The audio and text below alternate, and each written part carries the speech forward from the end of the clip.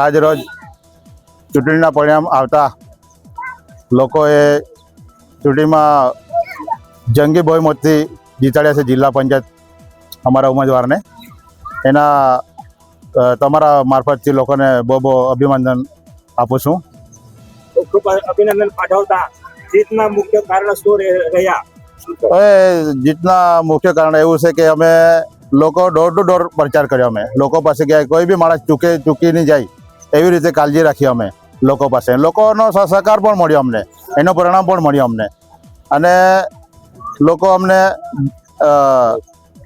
જેવી રીતે અમે પરિણામ જેવું લાગતો હતો પરિણામ એવું આવશે તેવું જ પરિણામ આવ્યું છે અમારું. તાલુકા પંચાયતમાં અને જિલ્લા પંચાયતમાં મતદારોએ તમારા પર વિશ્વાસ મૂક્યો છે, શું કહેશો? મતદારોએ અમારા પર વિશ્વાસ મૂક્યો છે. મતદારોને મેં એમ જ કહેતો છું કે એમ કહેવા માંગુ છું કે જેવી રીતે તમે અમારા પર વિશ્વાસ મૂક્યો છે એવી રીતે જ અમે તમારું કામ કરવા કટિબદ્ધ જ છે. હવે 5 વર્ષમાં તમારું શું આયોજન રહેશે? 5 વર્ષમાં અમે પહેલા બી કીધું છે, જે ગામમાં જે ખૂટી વસ્તુ છે એનો અમે સર્વે કરશું. ગામમાં જઈને લોકોને બેસાડશું ફળિયામાં.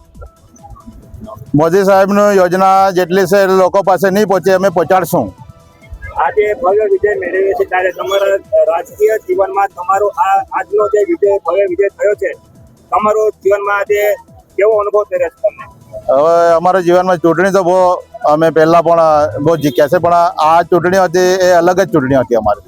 એ કે જિલ્લા પંચાયતની ચૂંટણી અમે પહેલી વખત લડતા હતા. અમારા ઉમેદવાર પહેલી વખત લડે એટલે બહુ અમને અનુભવ થયો છે આ ચૂંટણીનો. શું મુખ્ય કારણો શું રહ્યા હતા અને શું કોઈ પડકાર તમારા સમક્ષ? પ્રકાર તો આપણા એવો તો નહીં હતો પ્રકાર, પણ લોકોનો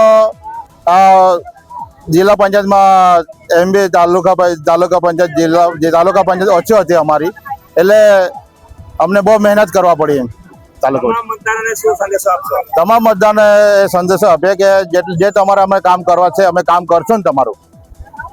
અને લોકોને જેને મળશું અમે બધાને રામ રામ.